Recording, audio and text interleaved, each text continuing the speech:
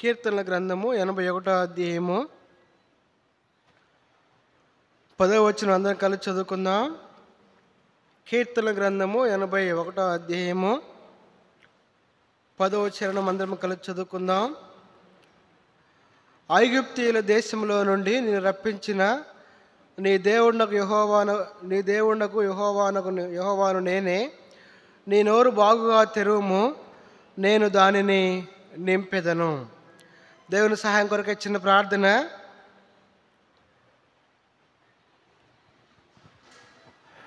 పరిశుద్ధుడా, ప్రేంగల తండ్రి, సర్వోన్నతుడా, సర్వాధికారి, నీకు వందనాలు, స్తోత్రాలు చెల్లించుకుంటున్నాం ప్రభా.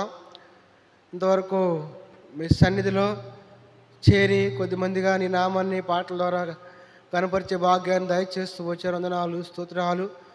అలాగే ఈ సమయంలో నీ సన్నిధిలో కొంత సమయం నీకు వాక్యం వినబోతుండగా మాతో మాట్లాడుతున్నామని ప్రార్థిస్తున్నాం ప్రభా. అవును ప్రభా, మాట్లాడే దేవుడివి. మీ యొక్క మాట మానవునికి ధైర్యాన్ని ఇచ్చిద్ది. మీకు వాక్యము మానవునికి సహనాన్ని ఇచ్చిద్ది, ఓర్పునిచ్చిద్ది. మీకు వాక్యము మానవునికి రక్షణ దయచేసిద్ది. మీకు వాక్యము మానవుని గుణపరిచేది ఉంది ప్రభా. అలాంటి వాక్యం ద్వారా మాతో మాట్లాడుతున్నామని ప్రార్థిస్తున్నాం ప్రభా. అంతేకాదు, ఇంతవరకు నీ బిడ్డలు ఎంతో ఆసక్తితో నీ సన్నిధిలో వచ్చిన దాన్ని బట్టి నీకు వందనాలు, స్తోత్రాలు. ఇంకెవరైతే మార్గ మధ్యలో ఉంటున్నారో వారిని జ్ఞాపకం చేసుకొని ప్రార్థిస్తున్నాం ప్రభా. నీ ప్రణాళికలో ఉన్న వారిని మీరు వారిని నడిపిస్తున్నామని ప్రార్థిస్తున్నాం ప్రభా. అలాగే మైకులు కరెంటుని మీ ఆధునంలో ఉంచుకోండి. మీకు మయంకరంగా వాడబడలాగున సహాయం దయచి మేము ప్రార్థిస్తున్నాం ప్రభా. మరి ముఖ్యంగా నీకు వాక్యం వివరించిన మీ దాసుని నేను బలహీన ప్రభా జ్ఞాపకం చేసుకోండి. మీ ఆత్మ నింపి మీ నామ మహిమార్థమై అవసరమైన మాటలు అర్థమై తదించలాగున సహాయం దయచి మేము ప్రార్థిస్తున్నాం ప్రభా. నత్తివాడిని ప్రభా జ్ఞాపకం చేసుకోండి. నిర్గమా 4:12 ప్రకారం నా నోటికి తోడయుండి, 21:9 ప్రకారం నా నోటికి మాటల నుంచి మేము ప్రార్థిస్తున్నాం ప్రభా. ఈ దినమా రకాల స్థలాల్లో బైబిల్ స్టడీ అలాగే స్త్రీల పరిచయం జరుగుతూ ఉండగా మీ దాసులు మీరే బలపరిచి వాడుకుంటారని నమ్ముతున్నాం ప్రభా. సహాయం దయచేయండి. మరి ముఖ్యంగా ఈ సమయాన్ని మీ చేతులకు అప్పగిస్తూ ఉండగా ఆది నుండి ఎంతవరకు మెండైన సహాయాన్ని మేము కోరుకుంటూ ఉండగా మీరే సహాయం దయచేయమని, మరి ముఖ్యంగా ఈ సన్నిధిని మీ యాత కుమ్మరిస్తున్నామని, అలాగే నీ ప్రజలకు కూడా వినగల చెవులు గ్రహించే మనసు అనుగ్రహిస్తున్నామని, మరి ముఖ్యంగా మీ దాసుని నన్ను నీ యొక్క సిలువ చాటును మరుగుపరిచి నీ బోరగా మాత్రమే వాడుకున్నామని ప్రభువైన యేసుక్రీస్తు నామమును చూపించి ప్రార్థించి అడిగి పెట్టుకుంటున్నాం తండ్రి. ఆమేన్.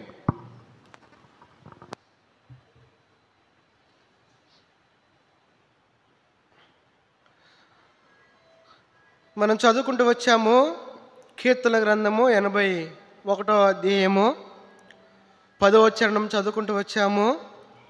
మరోసారి నేను చదువుతున్నాను, గమనించండి. ఐగుప్తీయుల దేశంలో నుండి నేను రప్పించిన నీ దేవుడకు యెహోవాను నేనే. నీ నోరు బాగుగా తెరువుము, నేను దానిని నింపెదను. ఈరోజు మన క్యాలెండర్ వాగ్దానం ఇది. విశ్వాసులమైన మనము ఉదయాన్నే లేచి దేవునికి సన్నిధిలో ప్రార్థించి మన దినపాఠం బైబిల్ చదువుకొని క్యాలెండర్ వాగ్దానం చూసే వాళ్ళము ఉంటూ ఉండాలి. అలా చూసినప్పుడు ఆ దినం మనకి ఎలాంటి ఆత్మీయమైన ఆహారమో అవసరమో దేవుడు మనకు అనుగ్రహించేవాడుగా ఉంటూ ఉన్నాడు. ఈ దినం మరొకసారి నేను జ్ఞాపకం చేస్తాను మన క్యాలెండర్ వాగ్దానము. నీ నోరు బాగుగా తెరువుము, నేను దానిని నింపెదను.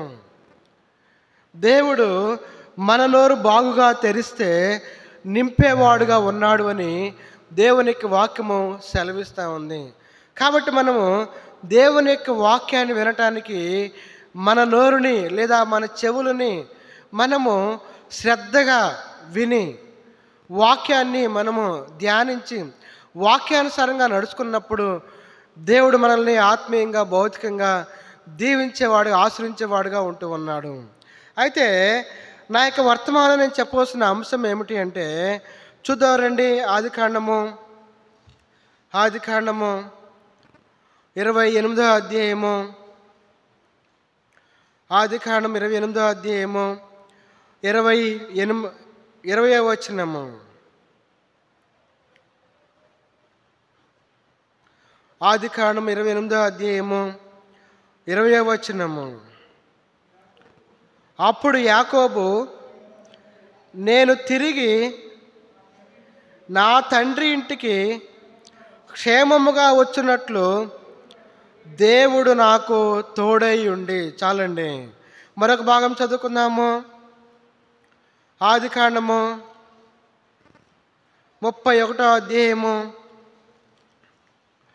ఆదికాండం 31వ అధ్యాయము 42వ వచనము.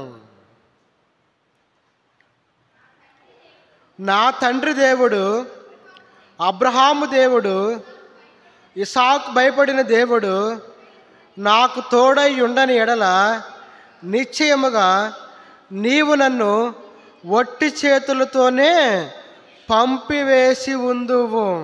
చాలండి. ఇక్కడ మనం చదువుకున్న 2 భాగాల్లో దేవుడు తోడుగా ఉన్నాడు అని జ్ఞాపకం చేస్తున్నాడు. ఏం చేస్తున్నాడంట? దేవుడు తోడుగా ఉన్నాడు. మనం చదువుకుంటూ వచ్చాము మాట భాగంలో. దేవుడు తోడుగా ఉండటం ద్వారా యాకోబుకి క్షేమం వచ్చింది. ఇక్కడ చూస్తూ వస్తే దేవుడు తోడుగా ఉండటం ద్వారా తను అన్యాయంలో నుంచి న్యాయాన్ని పొందుకుంటూ వచ్చాడు. తన యొక్క మామ లాబాను మోసము చేసేవాడుగా ఉంటూ ఉన్నాడు. అయితే యాకోబుకి దేవుడు తోడుగా ఉండటం ద్వారా ఏమవుతూ వచ్చిందంట? అన్యాయం కాకుండా న్యాయము జరుగుతూ వచ్చింది. మరొక భాగంలో చూస్తాము. యెహోషువ గ్రంథము 1వ అధ్యాయము. యెహోషువ గ్రంథం 1వ అధ్యాయము 6-7 వచనాలు.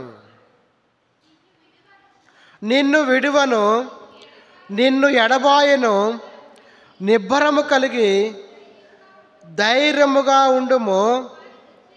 వారికిచ్చిదనని నేను వారి పితరులతో ప్రమాణము చేసిన ఈ దేశమును నిశ్చయముగా నీవు ఈ ప్రజల స్వాధీనము చేసేదవు. 5వ వచనం కూడా చూస్తా వస్తే, నీవు బ్రతుకు దినములన్నిటిను ఏ మనుషుడు నీ ఎదుట నిలవలేకుండును, నేను మోషేకు తోడైండునట్లు నీకును తోడైయుందును. మనం చదువుకున్న భాగాలన్నీ దేవుడు తోడుగా ఉండడం ద్వారా ఒక మనిషిలో క్షేమం ఉన్నది.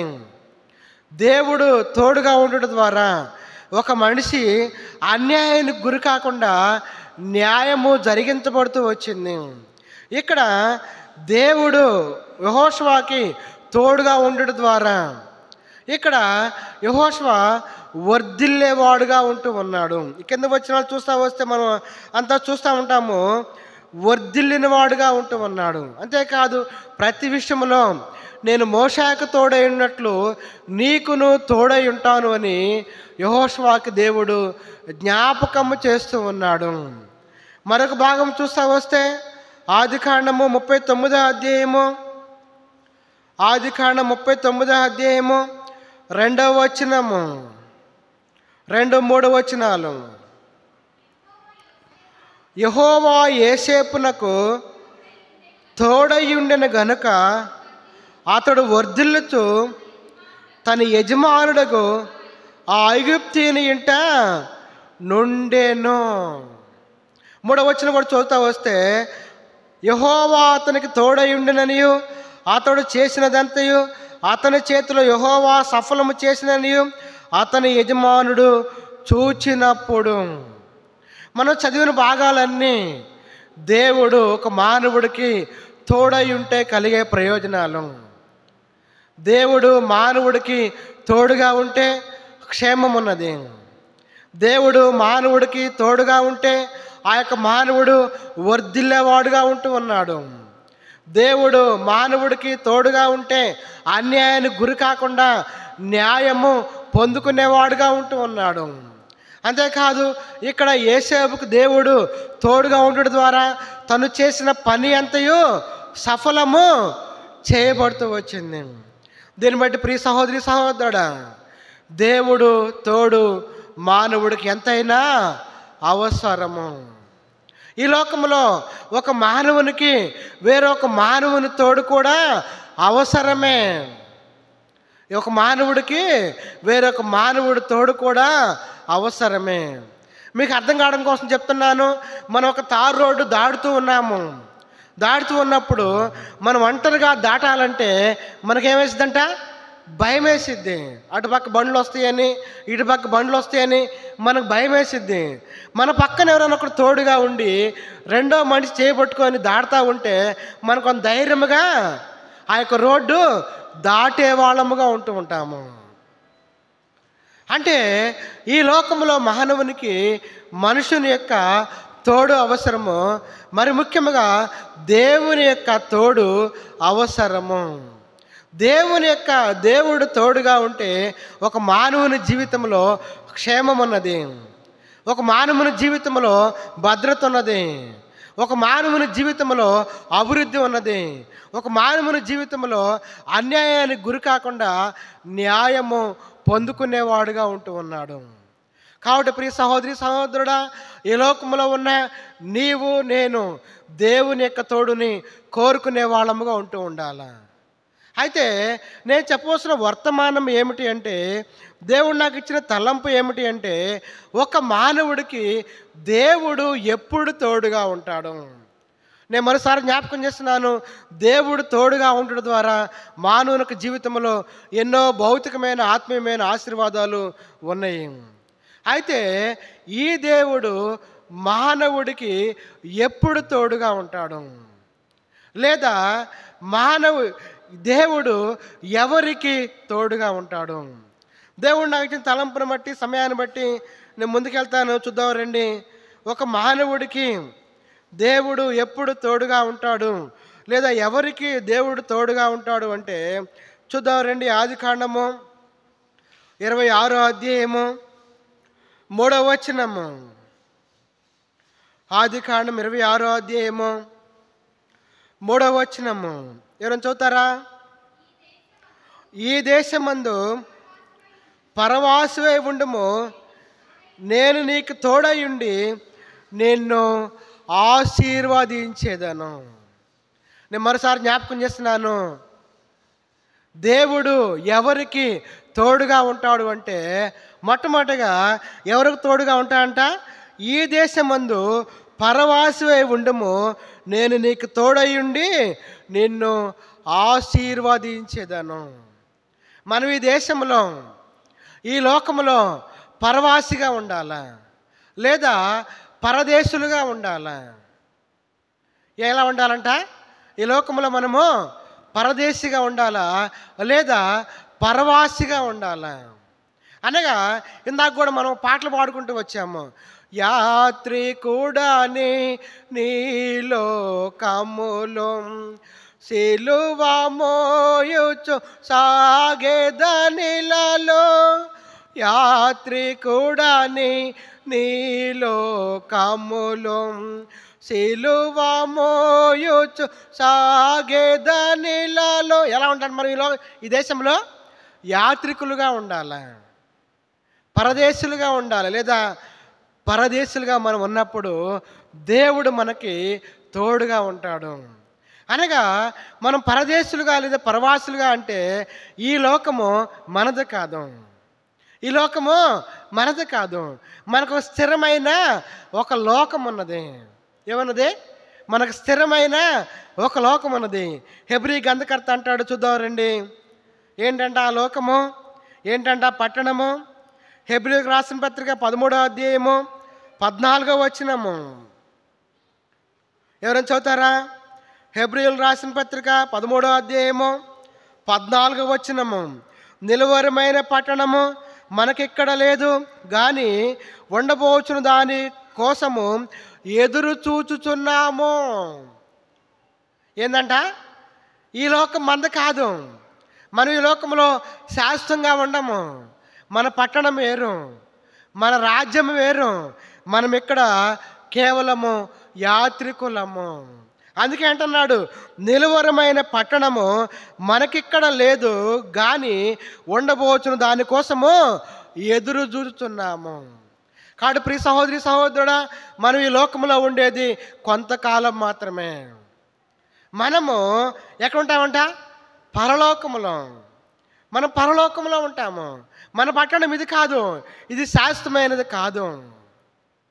కాబట్టి మనము కేవలము ఈ లోకములో యాత్రికులము మాత్రమే. అందుకే ఇక్కడ అంటే మరొక మాట అంటాడు ఇక్కడ, హెబ్రీయులకు రాసిన పత్రిక 11వ అధ్యాయము 13వ వచనము, వీరందరూ ఆ వాగ్దానముల ఫలము అనుభవింపకపోయినను దూరము నుండి చూచి వందనము చేసి తాము భూమి మీద పరదేశములను యాత్రికులమునై ఉన్నామని ఒప్పుకొని విశ్వాసము గలవారే మృతి నొందిరి. ఎవరంట? మనం ఈ లోకంలో యాత్రికులము. మనం ఈ లోకం మన శాస్త్రం కాదు. మనకు అర్థం కావడం కోసం చెప్తున్నాను. మనకి క్రిస్మస్ సెలవులు లేదా సమ్మర్ హాలిడేస్ సెలవులు వచ్చినాయి. ఆ సెలవులు వచ్చినప్పుడు పిల్లలు అమ్మమ్మ వాళ్ళ ఇంటికో చూడటానికి వెళ్తారు. అక్కడ వాళ్ళు ఎంతకాలం ఉంటారు? అక్కడ కొంతకాలం మాత్రమే ఉంటారు. అక్కడ మళ్ళీ వాళ్ళు తిరిగి వాళ్ళ సొంత ఇంటికి వచ్చేవాళ్ళుగా ఉంటూ ఉన్నారు. అలాగే నీవు నేను కూడా ఈ లోకములో యాత్రికులము, పరవాసులము. ఇక్కడ మనము శాశ్వతంగా ఉండము. మన పట్టణము వేరు, మన రాజ్యము వేరు. అందుకనే దేవుని యొక్క వాక్యము సెలవిస్తూ ఉంది, దేవుడు ఈ లోకంలో ఉన్న మానవునికి తోడుగా ఉండాలి అంటే ఈ లోకంలో ఈ మానవుడు పరవాసిగా ఉండాల. ఈ లోకంలో ఈ మానవుడు యాత్రికుడుగా ఉండాల. అనగా పరలోక రాజ్యాన్ని కోరుకునేవాడుగా ఉంటూ ఉండాల. దీన్ని సింప్లిఫై చేస్తే దేవుడు ఎవరికి తోడుగా ఉంటాడు అంటే పరలోక రాజ్యాన్ని కోరుకునే వాళ్ళకి దేవుడు తోడుగా ఉంటాడు. ఎవరికి దేవుడు తోడుగా ఉంటాడంట? పరలోక రాజ్యాన్ని కోరుకునే వాళ్ళకి దేవుడు తోడుగా ఉంటాడు. లేదా స్వర్గాన్ని కోరుకునే వాళ్ళకి దేవుడు తోడుగా ఉంటాడు. అయితే ఈ లోకంలో ఈ మానవుడు ఈ స్వర్గానికి వెళ్ళాలని, ఈ పరలోక రాజ్యానికి వెళ్ళాలని ఆయన కల పుణ్యకార్యాలు, ధర్మకార్యాలు చేసేవాడుగా ఉంటూ ఉన్నాడు. ఏం చేస్తున్నాడంట? ఆయన కల పుణ్యకార్యాలు, ధర్మకార్యాలు చేసేవాడుగా ఉంటూ ఉన్నాడు. కొంతమంది దాన ధర్మాలు చేస్తూ ఉన్నారు, కొంతమంది ఆయన కల ధర్మకార్యాలు చేస్తూ ఉన్నారు. మనం చూస్తూ ఉంటాము, ఆ యొక్క ఆటోల మీద రాయించి పెడుతూ వస్తారు కొంతమంది. ఏమని? గర్భిణీ స్త్రీకి ఒక మనిషికి ఉచితం. అంటే నేను చేసిన పుణ్యకార్యాలు, నేను చేసిన ధర్మకార్యాలు నన్ను స్వర్గానికి తీసుకెళ్తాయని, నన్ను పరలోక రాజ్యాన్ని తీసుకెళ్తాయని ఈ మానవుడు నమ్మేవాడుగా ఉంటూ ఉన్నాడు. అయితే దేవుని యొక్క వాక్యం సెలవిస్తూ ఉంది, ఈ లోకంలో ఈ మానవుడు చేసే ఈ ధర్మకార్యాలు, ఈ లోకంలో ఈ మానవుడు చేసే ఈ నీతి కార్యాలు పరలోక రాజ్యానికి తీసుకెళ్ళలేవు. ఈ పరలోక రాజ్యానికి వెళ్ళటానికి ఒకటే ఒక మార్గం ఉన్నది, అదే ప్రభువైన యేసుక్రీస్తు వారు మార్గము. యేసుక్రీస్తు వారు సెలవిస్తూ వచ్చారు, నేనే మార్గమును, నేనే సత్యమును, నేనే జీవమును, నా ద్వారా తప్ప ఎవరు తండ్రి యొద్దకు రాడు. కాబట్టి ప్రియ సహోదరి సహోదరుడా, ఈ లోకంలో దేవుడు నీకు నాకు తోడుగా ఉండాలి అంటే మనం ఈ లోకంలో యాత్రికులుగా ఉండాలా, లేదా మనము పరలోక రాజ్యాన్ని కోరుకునే వాళ్ళము ఉంటూ ఉండాలా, లేదా మనము పరలోక రాజ్యాన్ని అనుగ్రహించే ప్రభువైన యేసుక్రీస్తునందు విశ్వాసం ఉంచే వాళ్ళముగా ఉంటూ ఉండాలా. అందుకే దేవుని యొక్క వాక్యంలో రాయించి పెడుతూ వచ్చాడు, ఈ లోకంలో ఉన్న మానవుడు పాపంలోనే పుట్టాడు, పాపంలోనే జీవిస్తున్నాడు, ఈ పాపంలోనే చనిపోతే నరకానికి వెళ్ళేవాడుగా ఉంటూ ఉన్నాడు. ఆ నరకములో అగ్ని ఆరదు, పురుగు చావదు, వారు బాధా సంబంధింపగా యుగములో లేచును. అయితే ఆ నరకము నుండి తప్పించి ఈ మానవుడిని పరలోక రాజ్యాన్ని తీసుకెళ్లాలని ప్రభువైన యేసుక్రీస్తు వారు ఈ లోకానికి వచ్చాడు. ఆయన ఈ మానవాళి కొరకై, సర్వ మానవాళి కొరకై ఆయన కలువరి శిలువలో రక్తాన్ని చిందించిన వాడుగా ఉంటూ ఉన్నాడు. ఈ మానవుని యొక్క పాపాలను తన రక్తముతో కడిగి వేసిన వాడుగా ఉంటూ ఉన్నాడు. ఎవరైతే ఆయన యందు విశ్వాసం ఉంచుతారో వారికి రక్షణ, ఎవరైతే ఆయన యందు విశ్వాసం ఉంచుతారో వారికి పరలోక రాజ్యము. కాబట్టి ప్రియ సహోదరి సహోదరుడా, దేవుడు లోకములో ఈ మానవుడికి తోడుగా ఉండాలంటే మొట్టమొదటిగా దేవుని యందు విశ్వాసం ఉంచాలా. ఏం చేయాలా? దేవుని యందు విశ్వాసం ఉంచిన వాళ్ళకి, లేదా పరలోక రాజ్యాన్ని కోరుకునే వాళ్ళకి దేవుడు తోడుగా ఉంటాడు. కాబట్టి దేవుడు తోడు కావాలి అంటే మొట్టమొదటిగా ఈ లోకంలో మానవుడు దేవుని యందు విశ్వాసం ఉంచేవాడుగా ఉంటూ ఉండాలా. విశ్వాసం ఉంచావా? నువ్వు విశ్వాసం ఉంచితే నువ్వు పరలోక రాజ్యం స్వతంత్రించుకుంటావు. ఈ లోకములో దేవుని యొక్క తోడు నీకు దొరికేదిగా ఉంది. దేవుని యొక్క తోడు దొరికినప్పుడు నువ్వు అన్యాయానికి గురి కావు, నువ్వు వర్ధిల్లుతావు, నువ్వు చేసే ప్రతి పనిలో సఫలము చేయబడుతూ వస్తుంది. కాబట్టి ప్రియ సహోదరి సహోదరుడా, దేవుడు ఎవరికి తోడుగా ఉంటా అంటే మొట్టమొదటిగా ఎవరికి తోడుగా ఉంటా అంట? పరలోక రాజ్యాన్ని కోరుకునే వాళ్ళకి, లేదా ప్రభువైన యేసుక్రీస్తు యందు విశ్వాసం ఉంచిన వాళ్ళకి దేవుడు తోడుగా ఉంటాడు. ఇది మొదటిది. రెండవది చూద్దాం రండి. రెండవది న్యాయాధిపతుల గ్రంథము, న్యాయాధిపతుల గ్రంథము, న్యాయాధిపతుల గ్రంథము 1వ అధ్యాయము 22వ వచనము. యోసేపు ఇంటి వారు బేతేలుకి వెళ్ళినప్పుడు యెహోవా వారికి తోడై ఉండెను. ఎప్పుడంట? ఎప్పుడు దేవుడు తోడుగా ఉన్నాడు? బేతేలునకు వెళ్ళినప్పుడు. బేతేలు అంటే అర్థమైంది? దేవుని యొక్క మందిరము. దేవుని యొక్క మందిరానికి వెళ్తే దేవుడు తోడుగా ఉంటాడు. మొట్టమొదటిగా దేవుని విశ్వాసం ఉంచితే దేవుడు మానవుడికి తోడుగా ఉంటాడు. రెండవదిగా దేవుని మందిరానికి వెళ్తే దేవుడు తోడై ఉండేవాడుగా ఉంటూ ఉన్నాడు. అంతేకాదు, దేవునికి మందిరంలో సమృద్ధి ఉన్నది, దేవునికి మందిరంలో ఆనందం ఉన్నది, దేవునికి మందిరంలో సంతృప్తి ఉన్నది. కాబట్టి ప్రియ సహోదరి సహోదరుడా, మొట్టమొదటిగా దేవుని విశ్వాసం ఉంచితే దేవుడు తోడుగా ఉంటాడు. రెండవదిగా దేవుని మందిరానికి వెళ్తే దేవుడు తోడుగా ఉంటాడు. కాబట్టి మనము దేవుని మందిరానికి వెళ్ళే వాళ్ళము ఉంటూ ఉండాలి. అయితే కొంతమంది దేవునికి మందిరానికి ఆదివారం మాత్రమే వెళ్తారు. ఏం చేస్తారంట? దేవుని మందిరానికి ఆదివారం మాత్రమే వెళ్తారు. అంతేకాదు, దేవుని మందిరానికి వాళ్ళు ఇష్టం వచ్చినప్పుడే వెళ్తారు. వాళ్ళకు అనుకూలంగా ఉంటేనే వెళ్తారు. వాళ్ళ సమయానికి, వాళ్ళ ఇష్టానుసారమైన కాలంలో, ఇష్టానుసారమైన సమయాల్లో మాత్రమే వాళ్ళు దేవుని మందిరానికి, దేవుని సన్నిధికి వెళ్ళే వాళ్ళుగా ఉంటూ ఉన్నారు. దేవుని యొక్క వాక్యంలో రాయించి పెడుతూ వచ్చారు. దేవుని మందిరానికి ఎప్పుడు వెళ్ళాలా?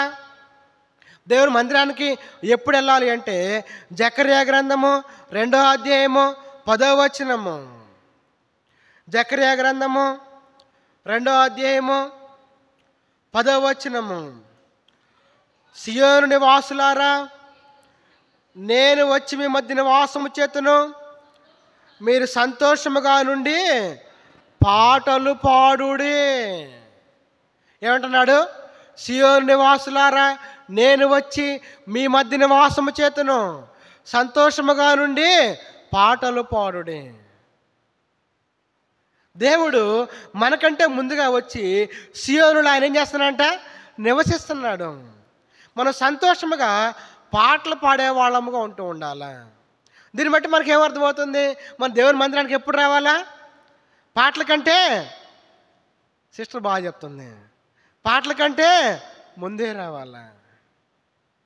కాబట్టి ప్రియ సహోదరి సహోదరుడా, దేవుడు లోకములో ఈ మానవుడికి, అనగా నీకు నాకు దేవుడు తోడుగా ఉండాలి అంటే మొట్టమొదటిగా దేవుని యందు విశ్వాసం ఉంచాలా, లేదా పరలోక రాజ్యాన్ని కోరుకోవాలా. రెండవదిగా దేవుని మందిరానికి వెళ్తే దేవుడు తోడుగా ఉంటాడు. దేవుని మందిరానికి మనము సమయానికి పాటల కంటే ముందే రావాలా, పాటల కంటే ముందే రావాలా. అంతేకాదు, కొంతమంది దేవునికి మందిరానికి ఎప్పుడు వస్తారంట? ఆదివారం మాత్రమే వెళ్తారు. వాళ్ళు ఆదివారం భక్తులు. ఆదివారం వచ్చేలకే మందిరం అంతా నిండిపోయిద్ది. ఆ మందిరంలో ఎంత మ్యాక్సిమం ఎంత పడుకుంటే అంతమంది, 50 మందా, 200 మందా, 300 మందా, 400 మందా, ఎంతమంది అయినా వస్తారు. మిగతా వారి కూడికల్లో రానే రారు. దేవుని యొక్క వాక్యము సెలవిస్తూ ఉంది. చూద్దామండి. విలాప వాక్యములు 1వ అధ్యాయము, విలాప వాక్యములు 1వ అధ్యాయము నేను చదువుతున్నాను. 3, 4 వచనాలు. యోధా బాధ నొంది దాసురాలై చెరలోనికి పోయినది, అన్యజనులో నివసించుతున్నది, విశ్రాంతి నొందకపోయిను. దాన్ని తరుము వారందరూ ఇరుకు చోట్ల దాన్ని కలుసుకొందురు. నియామక కూటములకు ఎవరును రారు గనుక సియోను మార్గములు ప్రలాపించుచున్నవి. పట్టణపు గుమ్మములన్నీ పాడైపోయిను. యాజకులు నిట్టూర్పు విడుచున్నారు. దాని కన్నికలు దుఃఖాక్రాంతులైరి అది వ్యాకుల భరితురాలాయను. ఆదివారం భక్తులుగా ఉంటే దేవుడు ఏం చెప్తున్నాడు? నియామక కూటాలకు రాకపోతే ఏం చెప్తున్నాయంట? సియోను మార్గాలు ప్రలాపిస్తున్నాయంట. మన మార్గాలు, ఈ సియోను మందిరం మార్గాలు, దేవునికి మందిరం యొక్క మార్గాలు ప్రలాపిస్తున్నాయి. అంతేకాదు యాజకులు నిట్టూర్పు విడుస్తున్నారు. వాళ్ళు బాధగా ఉన్నారంట యాజకులు. అంతేకాదు పట్టణ పునాదులు పాడైపోయాయిగా ఉండి. చూడండి ఎంత విచారకరమో. విశ్వాసిగా ఉన్న నీవు నేను నియామక కూటలకు రాకపోతే ఏమవుతుందంట? మన పట్టణపు పునాదులే పాడైపోతున్నాయంట. ఏమవుతున్నాయంట? ఏముంది ఇక్కడ? మన పట్టణపు గుమ్మములన్నీ పాడైపోయినాయి. ఎంత విచారకరం. మనం దేవుని నమ్ముకున్నాము, విశ్వాసగా జీవిస్తున్నాము.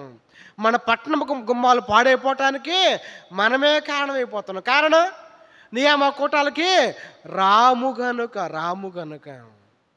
కాడు ప్రియ సహోదరి సహోదరుడా, దేవుని యొక్క వాక్యం సెలవిస్తూ ఉంది. ఈ లోకంలో మానవుడికి దేవుడు తోడుగా ఉండాలంటే మొట్టమొదటిగా ఈ లోకములో పరవాసిగా జీవించాలా, లేదా పరలోక రాజ్యాన్ని కోరుకోవాలా, లేదా పరలోక రాజ్యాన్ని అనుగ్రహించే ప్రభువైన యేసుక్రీస్తునందు విశ్వాసం ఉంచాలా. రెండవదిగా దేవుని మందిరానికి రావాలా. దేవుని మందిరానికి వస్తే దేవుడు నీకు నాకు తోడుగా ఉంటాడు. ఆ దేవుని మందిరానికి ఎప్పుడు రావాలా? పాటల కంటే ముందే రావాలా. అంతేకాదు మనం ఆదివారం భక్తులుగా ఉండకూడదు. నియామక కూటాలు కూడా వచ్చేవాళ్ళము ఉండాలి. మనం నియామక కూటాలకి రాకపోతే యాజకులు నిట్టూర్పు విడుచుతున్నారు. సియోను మార్గాలు ప్రలాపిస్తున్నాయి, ఏడుస్తున్నాయి. మన మార్గాలు, సియోను మార్గాలు, దేవుని మందిరం పక్క మార్గాలు ప్రలాపిస్తున్నాయి అంట, ఏడుస్తున్నాయి అంట. అంతేకాదు మనము నియామక కూటలకు రాకపోతే మన పట్టణపు గుమ్మాలు పాడైపోయాయిగా ఉండే. కాబట్టి ప్రియ సహోదరి సహోదరుడా, దేవుని యొక్క వాక్యం అంతా మాట్లాడుతూ ఉంది. దేవుడు మనకి తోడుగా ఉండాలి అంటే రెండవదిగా మనము దేవుని యొక్క మందిరానికి వచ్చే వాళ్ళముగా ఉండాలి. మూడవ చూద్దాం రండి. యెహోషువ గ్రంథము 7వ అధ్యాయము 12వ వచనము. కాబట్టి ఇశ్రాయేలీయులు శాపగ్రస్తులై శత్రువుల ఎదుట నిలవలేక వెనుకకు తిరిగిరి. శాపగ్రస్తులైన వారు మీ మధ్య నుండకుండా మీరు వారిని నిర్మూలన చేస్తేనే తప్ప నేను మీకు తోడై ఉండను. మూడవదిగా దేవుని యొక్క వాక్యం అంతా మాట్లాడుతుంది. శాపగ్రస్తమైనది మనలోని తీసివేస్తే దేవుడు మనకి తోడుగా ఉంటాడు. మొట్టమొదటిగా ప్రభువైన యేసుక్రీస్తునందు విశ్వాసం ఉంచితే దేవుడు మనకు తోడుగా ఉంటాడు. రెండవదిగా మనం దేవుని యొక్క మందిరానికి వెళ్తే దేవుడు మనకు తోడుగా ఉంటాడు. మూడవదిగా మనలో శాపగ్రస్తమైనది తీసివేస్తే దేవుడు మనకి తోడుగా ఉంటాడు. కాబట్టి మనలో శాపగ్రస్తమైనది ఏముందో అది చూసుకొని మనము తీసివేసే వాళ్ళముగా ఉండాలి. అలా తీసివేయకపోతే దేవుడు మనకి తోడుగా ఉండడం. దేవుడు మనకు తోడుగా లేకపోతే దేవునికి వాక్యంలో రాయించి పెడుతూ వచ్చాడు, మనము మరణించే వాళ్ళముగా ఉంటామంట. ఎంత విచారకరం. చూద్దారన్నమాట. కీర్తనల గ్రంథము 124 1, 2 వచనాలు. కీర్తనల గ్రంథము 124 1, 2, 3 వచనాలు. మనుషులు మన మీదకి లేచినప్పుడు యెహోవా మనకు తోడయుండని ఎడల వారి ఆగ్రహము మనపై రగులుకొన్నప్పుడు యెహోవా మనకు తోడయుండని ఎడల వారు మనలను ప్రాణముతోనే మృంగివేసి ఉందరు. ఎంత విచారకరం. కాబట్టి మనం దేవుని యొక్క తోడుని కోరుకోవాలా. మనకు దేవుని యొక్క తోడు మనకు కావాలంటే మనలో శాపగ్రస్తమైనది ఏముందో అది తీసివేసుకునే వాళ్ళముగా ఉంటూ ఉండాలా. ఏమన్నాయి? శాపగ్రస్తమైనది ఏమండి అనుకోవచ్చు. ఏందన్నా శాపగ్రస్తము, ఏం సహోదరుడు శాపగ్రస్తం అంటామేమో. బైబిల్లో శాపగ్రస్తమైనది ఏందో కొన్ని భాగాలు రాయించి పెడుతూ వచ్చాడు. చూద్దారన్నమాట. ఏంటి శాపగ్రస్తమైనవి? కీర్తన గ్రంథము 119 21 చరణము. కీర్తనలో 119 21 చరణము.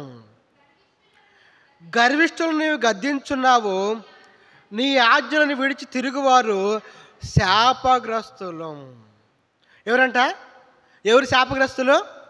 దేవుని యొక్క ఆజ్ఞలు విడిచి తిరుగువారు శాపగ్రస్తులు. అనగా దేవుని యొక్క వాక్యంకి తిరుగుబాటు చేసేవాళ్ళు శాపగ్రస్తులు. మనం దేవుని నమ్ముకున్నాము, దేవుని మందిరానికి వస్తున్నాము, దేవుని వాక్యం వింటున్నాము. ఎన్నోసార్లు దేవుని యొక్క దాసులు దేవుని యొక్క వాక్యం మనం అందిస్తూ వచ్చినప్పుడు ఆ వాక్యాన్ని వింటున్నాము. అయితే ఆ వాక్యాన్ని విని వాటిలో మనకు అనుకూలమైన వాటిని మనం తీసుకుంటున్నాము. మన అనుకూలంగా లేనివి మనకు కాదులే అనుకుంటున్నాము. అనగా మనం దేవుని యొక్క వాక్యానికి తిరుగుబాటు చేస్తున్నాం. ఇది నాకు కాదులే, ఇది నాకు కాదులే, ఇది నాకు చెప్పలేదులే అనగా అది గద్దింపు మాట అయితే, అది గద్దింపు వాక్యం అయితే మనకు కాదని చెప్పి త్రోసివేస్తున్నాము. దేవుని యొక్క వాక్యం సెలవిస్తూ ఉంది. దేవుడు ఈ లోకంలో ఒక మానవుడికి తోడుగా ఉండాలి అంటే ఈ మానవులో శాపగ్రస్తమైనది తీసివేయాల. ఏంటి శాపగ్రస్తమైందంటే దేవుని యొక్క వాక్యాన్ని తిరుగుబాటు చేయటమే శాపగ్రస్తము. ఏంటంట? దేవుని యొక్క వాక్యాన్ని తిరుగుబాటు చేయటమే శాపగ్రస్తము. అంతేకాదు ఇర్మియా గ్రంథము 17వ అధ్యాయము, ఇర్మియా గ్రంథము 17వ అధ్యాయము 5వ వచనము. ఇర్మియా గ్రంథం 17వ అధ్యాయము 5వ వచనము. యెహోవా ఇలాగు సెలవిచ్చున్నాడు, నరులను ఆశ్రయించి శరీరులను తనకు ఆధారముగా చేసుకొనుచు తన హృదయమును యెహోవా మీద నుండి తొలగించుకొనివాడు శాపగ్రస్తుడు. ఏంటంట? ఏంది? మనుషుల మీద ఆధారపడుతున్నాడంట. మనుషుల మెప్పు కోసము పాకులాడుతున్నాడు. మనుషులు ఎప్పుడు నన్ను పొగుడుతారా అని శరీరమును ఆశ్రయిస్తున్నాడు, శరీరాన్ని సంతోషపెడుతున్నాడు, దేవుని మీద ఆధారపడలేదు. దేవుని యొక్క వాక్యం సెలవిస్తూ ఉంది, యెహోవా మీద నుండి ఏముంది ఇక్కడ? తన హృదయమును యెహోవా మీద నుండి తొలగించుకునేవాడు శాపగ్రస్తుడు. అనగా దేవుని మీద ఆధారపడకుండా తన ఇష్టానుసారంగా జీవిస్తూ మనుషులు సంతోషపెట్టాలని చెప్పి, లేదా తన శరీరాన్ని సంతోషపెట్టుకోవాలని చెప్పి, తనలో ఉన్న ఏమంటారు దాన్ని, ఈగోని సాటిస్ఫాక్షన్ చేయాలని చెప్పి, దేవునికి ఇష్టమైన కార్యాలు లేవు, దేవునికి ఇష్టమైన పనులు లేవు, దేవునికి ఇష్టమైన పరిచర్య లేదు, దేవుని పని మీద శ్రద్ధ లేదు. అనగా తన శరీరాన్ని సంతోషపెట్టుకోవాలనే, తనతో పాటు ఉన్న మనుషులు సంతోషపెట్టాలనే ఇలాంటి చేసేవాళ్ళు ఎవరంట? శాపగ్రస్తులు.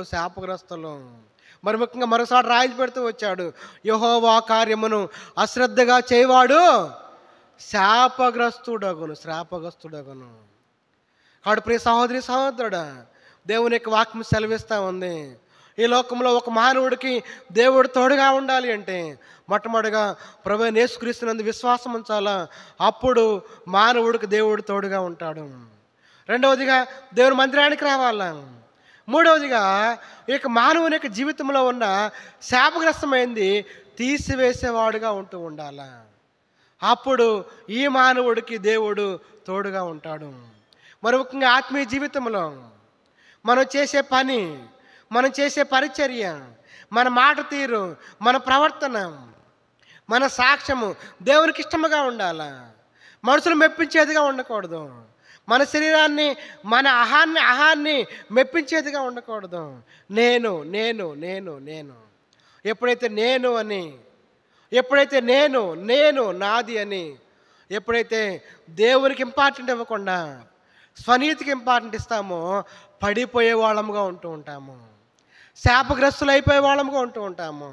ఉదాహరణకి పేతురుని తీసుకోండి. పేతురు ఏమన్నాడు? ప్రభువా, నేనైతే నీకోసము నా ప్రాణాన్నే ఇస్తానయ్యా అన్నాడు.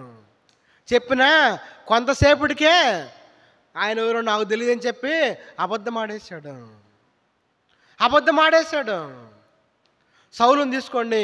సౌలు ఎక్కడో గాడిదలు కాసుకునేవాడిని తెచ్చి ఆ ఇశ్రాయేలు మీద రాజుగా చేస్తే ఆ యొక్క దేవుని చిత్తంలో నడుచుకోకుండా తన ఇష్ట ప్రకారం చేస్తూ వచ్చాడు. ఏం చేస్తూ వచ్చాడంట? దేవుని చిత్తం చేయకుండా. దేవుని యొక్క సేవకుడు సమూయేలు వచ్చి ఆ యొక్క బలి అర్పించాల. అయితే ఈలోపు ఏం చేశాడు సౌలు? సమూయేలు రావటం లేట్ అయిందేమో, ఈ యొక్క శత్రువులు వచ్చి నా మీద పడతారో అని చెప్పి దేవుని యొక్క సేవకుడు చేయాల్సింది ఏం చేశాడంట? తనే చేస్తూ వచ్చాడు. తద్వారా ఏమైంది చూద్దాం. రెండన్నమాట. రెండవ సమూయేలు గ్రంథము 7వ అధ్యాయము 15వ వచనము. 2వ సమూయేలు గ్రంథము 7వ అధ్యాయము 15వ వచనము. నిన్ను స్థాపించుటకై నేను కొట్టివేసిన సౌలునకు నా కృప దూరమైనట్లు. దేవునికి తోడు పోయింది. ఎవరికి? సౌలుకి వెళ్ళిపోయింది. దేవుని యొక్క తోడు పక్కెళ్ళిపోయింది. కాబట్టి ప్రియ సహోదరి సహోదరుడా, దేవుని యొక్క వాక్యం సెలవిస్తూ ఉంది, నీలో నాలో శాపగ్రస్తమైన తీసివేస్తే దేవుడు మనకు తోడుగా ఉంటాడు. దేవుడు మనకు తోడుగా ఉంటే నీ జీవితంలో, నా జీవితంలో మనం భౌతికంగా ఆత్మీయంగా వర్ధిల్లే వాళ్ళము ఉంటూ ఉంటాము. మనం ఎక్కడ అన్యాయానికి గురికాము. ప్రతి విషయంలో మనం చేసే ప్రతి పనిలో దేవుడు మనల్ని సఫలపరిచేవాడుగా ఉంటూ ఉన్నాడు. మన దినదినము వర్ధిల్లే వాళ్ళుగా ఉంటూ ఉన్నాము. మనం సరైన మార్గంలో నడిపించబడే వాళ్ళంగా ఉంటూ ఉన్నాము. కాబట్టి ప్రియ సహోదరి సహోదరుడా, మనము దేవుని యొక్క తోడుని కోరుకుందాము. దేవుని యొక్క తోడు మనకు కావాలి అంటే మనలో ఉన్న శాపగ్రస్తమైనది ఏదో చూసుకొని తీసివేద్దాము. ఏదో శాపగ్రస్తమైనది విశ్వాసిగా శాపగ్రస్తమైంది ఏమన్నది? అందరం బలహీనలమే, అందరము శరీరంతో ఉన్నాము, అందరం రక్తమాంసంతో ఉన్నాము. ఎన్నోసార్లు మనకు మనమే గర్వించుకుంటాము. ఎన్నోసార్లు నాది అని ఏం చేస్తామంట? ఉప్పొంగుతాము, గర్వించే వాళ్ళము ఉంటూ ఉంటాము. కాబట్టి మనలో ఏది శాపగ్రస్తమైంది ఉందో దాన్ని తీసివేసుకుంటే దేవుడు మనకి తోడుగా ఉంటాడు. అంతేకాదు ఈ లోకంలో ఇంకా శాపగ్రస్తమైంది ఎన్నో ఉన్నాయంట. చూద్దారండి అవి. ద్వితీయోపదేశకాండము 27వ అధ్యాయము 16వ వచనము. ఇక్కడ బాగా మొత్తం చదువుకుంటా వస్తే ఇక్కడ శాపగ్రస్తమైంది ఏమి ఉన్నాయంటే, తల్లిదండ్రులు నిర్లక్ష్యం చేసేవాడు శాపగ్రస్తుడు అంట. ఎవరంట? తల్లిదండ్రులు నిర్లక్ష్యం చేసేవాడు శాపగ్రస్తుడు. సరిహద్దురాలను మార్చేవాడు శాపగ్రస్తుడు. గ్రుడ్డివానికి త్రప్పుదోవ చూపించేవాడు శాపగ్రస్తుడు. లంచం పుచ్చుకునేవాడు శాపగ్రస్తుడు. తప్పుడు తీర్పు తీర్చేవాడు శాపగ్రస్తుడు. నీ జీవితంలో, నా జీవితంలో ఎన్నోసార్లు ఆయనకు బలహీనతకుండా వెళ్తూ ఉన్నాము. మరి ముఖ్యంగా ఆత్మీయ జీవితంలో ఎక్కడ తప్పిపోయాము? ఏది శాపగ్రస్తమైనది మనలో ఉన్నది మనం తీసివేస్తేనే దేవుడు మనకి తోడుగా ఉంటాడు. ఆ యొక్క ఇశ్రాయేలీలు ఆ యొక్క యుద్ధానికి వెళ్తూ ఉంటే ఆ యుద్ధంలో వాళ్ళు ఓడిపోతూ వచ్చారు. యెహోషువ అర్థం కాక దేవుడి దగ్గర ఏడుస్తూ ఉన్నాడు. దేవుడు చెప్తున్నాడు, ఎందుకైనా నువ్వు ఏడుస్తావు, ఎందుకైనా నువ్వు నాకు ప్రార్థన చేస్తావు, మీలో శాపగ్రస్తమైనది ఉండి దాన్ని తీసివేసేయి, దాన్ని తీసివేస్తేనే నేను నీకు తోడుగా ఉంటాను.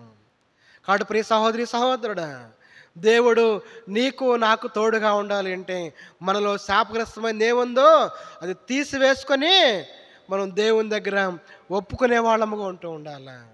4వ చూద్దాం రండి. 4వది ఫిలిప్పీయులకు రాసిన పత్రిక 4వ అధ్యాయము 9వ వచనము. ఫిలిప్పీయులకు రాసిన పత్రిక 4వ అధ్యాయము 9వ వచనము.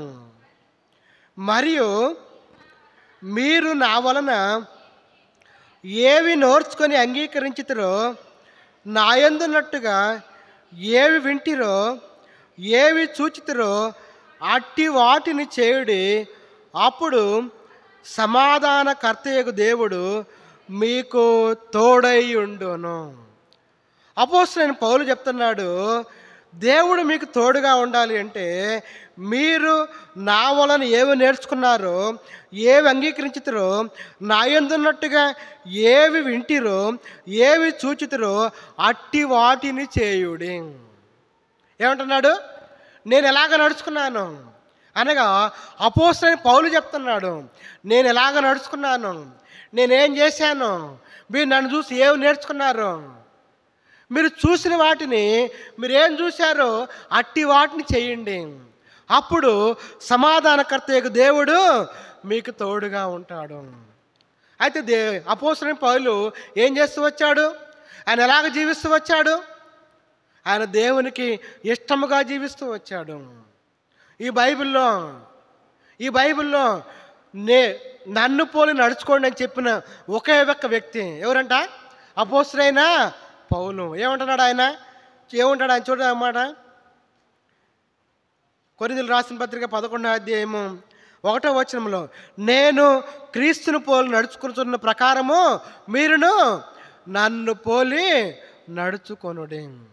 ఏ విషయంలో సరే, తగ్గింపు విషయమైనా, ఏ విషయమైనా సరే, సహన విషయమైనా సరే, సాత్వికమైనా సరే, బాధ వచ్చినా కష్టం వచ్చినా సరే, దేవునికి పని పరిచయం చేయాలనే తపన, ఏ విషయమైనా సరే అపోస్తలుడైన పౌలు అంటున్నాడు, నేను క్రీస్తును పోలి నడుచుకున్న ప్రకారము మీరు నన్ను పోలి నడుచుకొనుడి అనగా అపోస్తలుడైన పౌలు చెప్తున్నాడు, దేవుడు మీకు తోడుగా ఉండాలి అంటే నేను ఎలాగ నడుచుకున్నాను, నేను ఎలాగ జీవించాను, నేను ఏమేమి పనులు చేశాను వాటి ప్రకారము మీరు చెయ్యండి, అప్పుడు మీకు దేవుడు తోడుగా ఉంటాడు.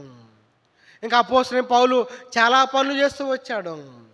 కొన్నిసార్లు రాయించబడుతూ వచ్చాడు అపోస్తల కార్యంలో. ఆయన ఒకసారికి వెళ్ళి పరిచయం చేశాడంట.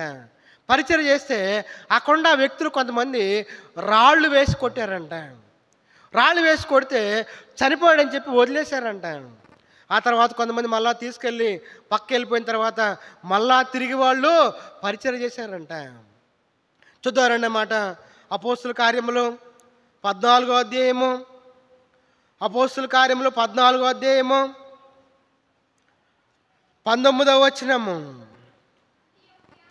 అంతియొక్య నుండి ఈకొనియ నుండి యూదులు వచ్చి జనసమూహములను తమ పక్షముగా చేసుకొని పౌలు మీద రాళ్ళు రువ్వి అతడు చనిపోయినని అనుకొని పట్టణం వెలుపలికి అతనిని ఈడ్చిరి. అయితే శిష్యులు అతని చుట్టూ నిలిచి ఉండగా అతడు లేచి పట్టణంలో ప్రవేశించి మరునాడు బర్నబాతో కూడా దెర్బేకు బయలుదేరిపోయెను. వారు ఆ పట్టణంలో సువార్త ప్రకటించి అనేకులను శిష్యులుగా చేసిన తర్వాత లుస్త్రాకును ఈకును అంత్యోకును తిరిగి వచ్చి శిష్యుల మనసులను దృఢపరిచి విశ్వాసమును నిలకడగా ఉండవలనని, అనేక శ్రమలను అనుభవించి మనము దేవుని రాజ్యంలో ప్రవేశింపవలనని వారిని హెచ్చరించిరి. మరియు ప్రతి సంఘములో వారికి పెద్దలను ఏర్పరిచి ఉపవాసం ఉండి ప్రార్థన చేసి వారు నమ్మిన ప్రభువునకు వారిని అప్పగించిరి. అపోస్తలుడైన పౌలు ఏం చేసి వచ్చాడంట? దేవునికి సువార్త చేయటానికి, దేవుని కొరకు ఆత్మను సంపాదించడానికి అవసరమైతే రాళ్లతో కొట్టబడుతూ వచ్చాడు. చనిపోయి నుంచి వదిలేస్తే మళ్ళా తిరిగి లేచి ఆయా రకాల స్థలాల్లో మళ్ళా సువార్త చేశాడు. మళ్ళా కొన్ని ఆత్మను సంపాదించాడు. ఆత్మ సంపాదించడమే మాత్రమే కాదు, ఆయా స్థలాల్లో సంఘాలను ఏర్పరిచాడంట. ఆయా స్థలాల్లో సంఘ పెద్దలను ఏర్పరిచాడంట. వాళ్ళని బలపరుస్తూ వచ్చాడంట. దీన్ని బట్టి మనకు ఏమర్థమవుతుందంటే, ఈ లోకంలో ఒక మానవుడికి దేవుడు ఎప్పుడు తోడుగా ఉంటాడంటే, దేవుని కొరకు ఆత్మను సంపాదిస్తే దేవుడు తోడుగా ఉంటాడు. దేవుడు తోడుగా ఉంటాడు. దేవుడు తోడుగా ఉంటే నీ జీవితంలో, నా జీవితంలో ఎన్నో భౌతికమైన ఆత్మీయమైన ఆశీర్వాదాలు ఉన్నాయి. కాబట్టి ప్రియ సహోదరి సహోదరుడా, అపోస్తలుడైన పౌలు వలె నీవు నేను కూడా దేవుని కొరకు ఆత్మ సంపాదించే వాళ్ళము ఉంటూ ఉన్నాము. దేవుని కొరకు మాత్రమే కాదు, మన మధ్యలో లేదా మన ప్రాంతంలో, మన దేశంలో ఎంతోమంది దేవుడు అంటే తెలియక నరకానికి వెళ్ళిపోతూ ఉన్నారు. శాస్త్రవేత్తల లెక్కల ప్రకారము మన దేశంలోనే నిమిషానికి 95 మంది, గంటకు 5,700 మంది, ఒక్క రోజుకు 1,36,800 మంది, సుమారు సంవత్సరానికి 5 కోట్ల మంది దేవుడు అంటే తెలియక నరకానికి వెళ్ళిపోతూ ఉన్నారు. ఎంతమంది వెళ్తున్నారంట? 5 కోట్ల మంది వెళ్తున్నారు మన దేశంలోనే. ఎప్పుడు లెక్కలంటే ఇవన్నీ కరోనా రాకముందు లెక్కలు ఇవన్నీ. మా కరోనా వచ్చినా ఎక్కువైనా తక్కువైనాయా? ఎక్కువైనాయి. 5 కోట్ల మందిలో మన బంధువులు ఉన్నారు, నా బంధువులు ఉన్నారు, నీ బంధువులు ఉన్నారు, మీ ఇంట్లో మీ బంధువులు ఉన్నారు. బహుశా మీ నాన్న ఉండొచ్చు, బహుశా నీ కొడుకు ఉండొచ్చు, మీ తమ్ముడు ఉండొచ్చు, నా బంధువులు ఉండొచ్చు. వారు నరకానికి వెళ్తుంటే నీకు బాధ లేదా? నీకు చింత లేదా? ప్రియ సహోదరి సహోదరుడా, దేవునికి వాక్యం సెలవిస్తూ ఉంది, మనము దేవుని కొరకు ఆత్మను సంపాదించే వాళ్ళము ఉంటూ ఉండాలా. లేదా మన బంధువులు, మన స్నేహితులు నరకానికి వెళ్ళకుండా వాళ్ళ పరలోక రాజ్యాన్ని తీసుకెళ్ళటానికి మనము సువార్త చేసే వాళ్ళము ఉంటూ ఉండాలా. దేవుడికి ఏ తలంతి ఇస్తే, నువ్వు ఏ పరిస్థితిలో ఉంటే, నీకు ఎలా అనుకూలంగా ఉంటే, ఏ విధము చేతనైనా సరే ఏం చేయాలా?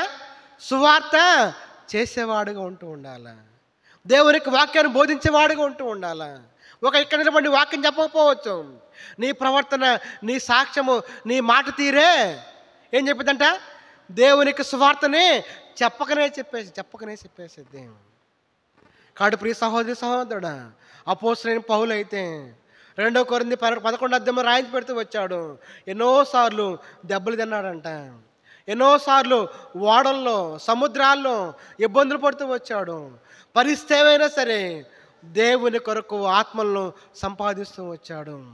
అయితే అపోస్తలుడైన పౌలు చేసినట్టు నీవు నేను కూడా ఆత్మను సంపాదిస్తే దేవుడు నీకు నాకు తోడుగా ఉంటాడు. దేవునికి తోడుంటే నీ జీవితంలో, నా జీవితంలో ఎంతో అభివృద్ధి. ఎక్కడ మనం అన్యాయానికి గురికాము, మనం దినదినము అభివృద్ధి చెందే వాళ్ళం ఉంటూ ఉంటాము. మనం చేసే ప్రతి పనిలో ఏ సేపునకు వలె దేవుడు మన పని కూడా సఫలము చేసేవాడుగా ఉంటూ ఉన్నాడు. కాబట్టి ప్రియ సహోదరి సహోదరుడా, దేవునికి వాక్యం సెలవిస్తూ ఉంది. ఈరోజు మన క్యాలెండర్ వాగ్దానము, నీ నోరు బాగుగా తెరుము, నేను దాన్ని నింపెదను.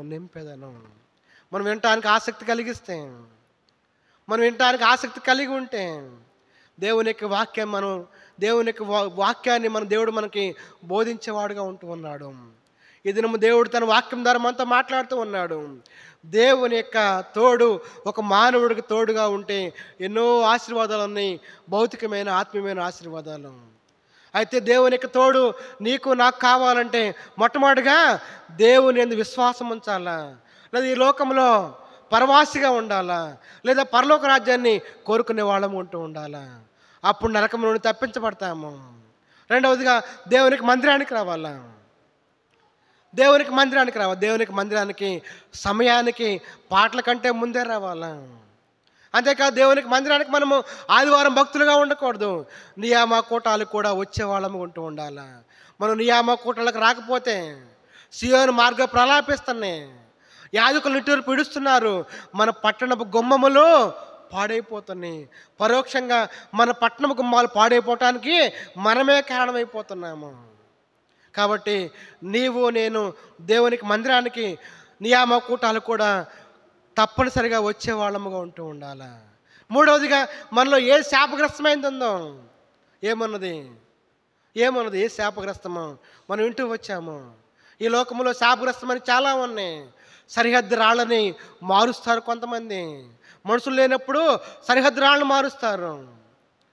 తల్లిదండ్రులు నిర్లక్ష్యం చేసేవాడు శాపగ్రస్తుడు. తప్పుడు తీర్పు తీర్చేవాడు శాపగ్రస్తుడు.